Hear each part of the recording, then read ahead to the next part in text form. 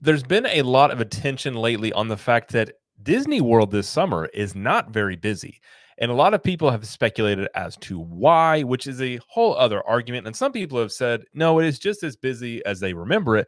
But there are some things going on at Disney World that would point to the fact that not only has Disney themselves admitted that this summer was going to be light, but there are strange happenings in the parks whenever there is high attendance or you're expecting large crowds to come. So we're going to go through some of that here and then maybe ask the larger question: what is the reason for this, perhaps, and what's going on? So, hi, I'm Jared with Capture the Magic, and what I really wanted to show you, there's no one single article; it's a couple of different articles. Like, for instance, one of the things that you can look at the wait times, and we were at Magic Kingdom on a Monday, the July, in July after the 4th of July, and nothing was over an hour-long wait.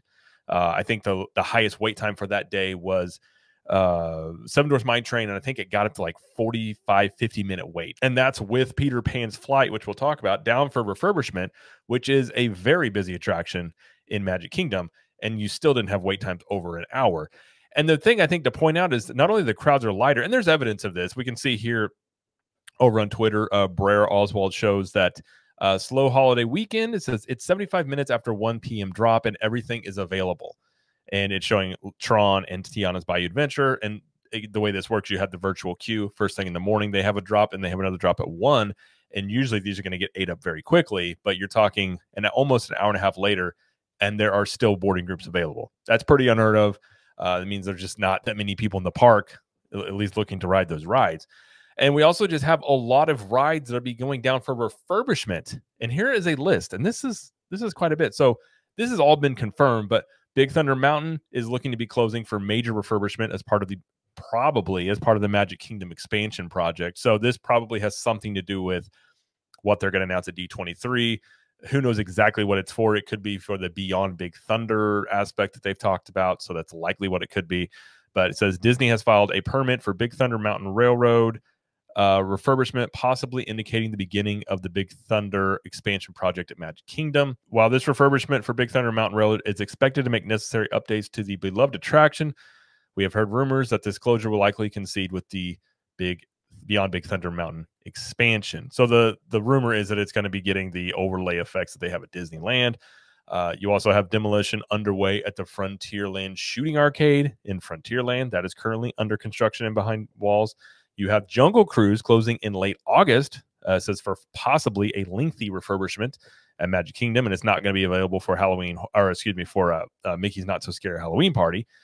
You currently have Peter Pan's Flight is now closed for a 6-week refurbishment at Magic Kingdom currently. Cinderella's Castle stage show has been canceled through July 27th as work on the castle stage has begun.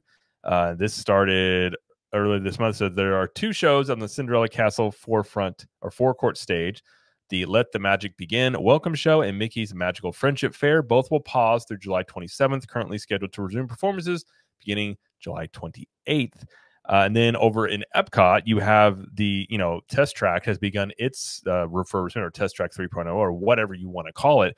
So there's just you don't see this in the middle of the summer typically, and Disney wouldn't plan on doing these things. These aren't spur of the moment things that they just decide, okay, let's just do it. Now, these things have been planned out, so they have probably known for a while that attendance was not looking great in the summer. And you can also look too on their own website. They're running, pretty decent deals trying to get people to come into the parks. You've got this special Florida resident Discovery ticket. Purchase a 4-day ticket for $59 per day, which is almost half off. It may be actually half. I'm trying to think what a 1-day ticket is. Depends on which day it is. That's a huge discount. You've got a military discount, a special 3-day 3-park ticket to all the parks except for Magic Kingdom, trying to get people apparently to go to the other parks. Then you also have a 4-day 4-park Magic ticket.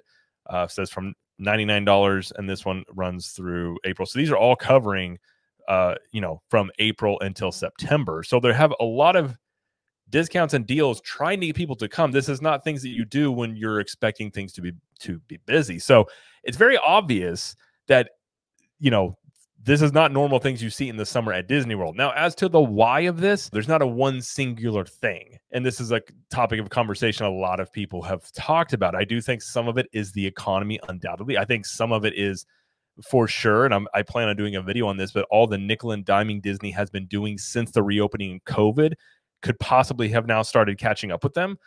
Couple that with the economy, it's just more expensive. They're getting less for their money. It's too complicated. Genie Plus is a mess. Now you've complicated that with the Lightning Lane change that, so in less than 5 years, we've gone from Fast Pass Plus to 2 different systems.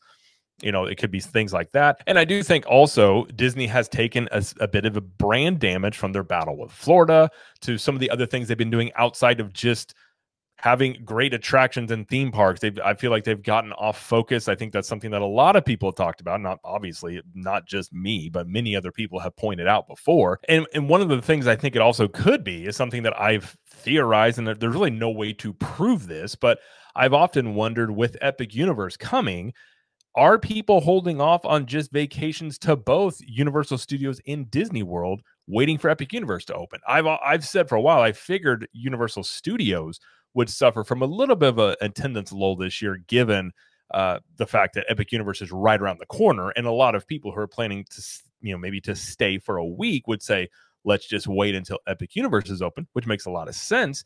But I also think that could be affecting Disney World. As Universal has stated, they are looking to make people choose between Disney and Universal with Epic Universe. And the way that, they've basically come out and said they're going to structure their ticket packages are people who are staying 3 nights, 3 days or more over at Universal Studios are going to get precedent to visit Epic Universe. I think they plan on definitely trying to get people to not go to Disney. How much of that is going to affect Disney, and is it already potentially affecting Disney on top of all the other factors with the economy, with the, people just fed up with the nickel and diming. They don't feel like it's worth it anymore.